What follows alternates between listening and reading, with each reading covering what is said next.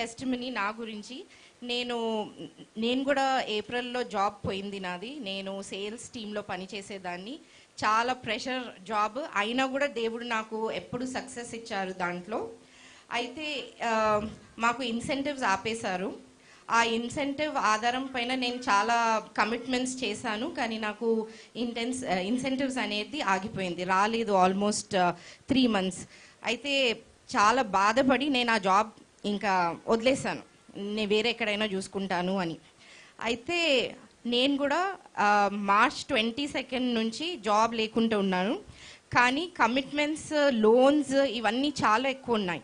అయితే దేవుడా నేను ఇవన్నిటిని ఎలా మేనేజ్ చేస్తాను? ఒక స్టేజ్ ఏమో అవుతుందంటే ఇలాంటి సిచ్యువేషన్స్ వచ్చేటప్పుడు మనం దేవుడిని మర్చిపోయి అన్ని మన మీద తీసుకొని నేను ఇది ఎట్లా చేస్తాను, నేను అది ఎట్లా చేస్తాను అని ఆ మోడ్లో వెళ్ళిపోతాము.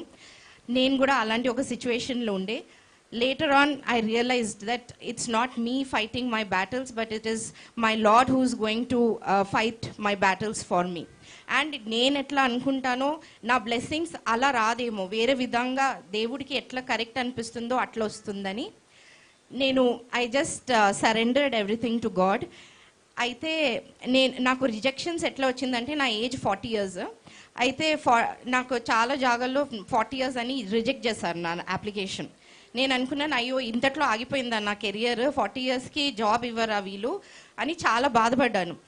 అయితే by the grace of God now I'm employed. And నాకు మార్చ్ నుంచి జూలై వరకు నేను నా లోన్స్ ఎలా కడతాను అని చాలా భయం ఉండే, కానీ ఎలాగో అలా దేవుడు నన్ను ముందుకి తీసుకెళ్ళాడు. ఒక్కసారి కూడా నాకు మీరు లోన్ కట్టలేదని ఒక ఇది మెసేజ్ కానీ రిమైండర్స్ కానీ రాలేదు. తను అన్ని చూసుకున్నారండి.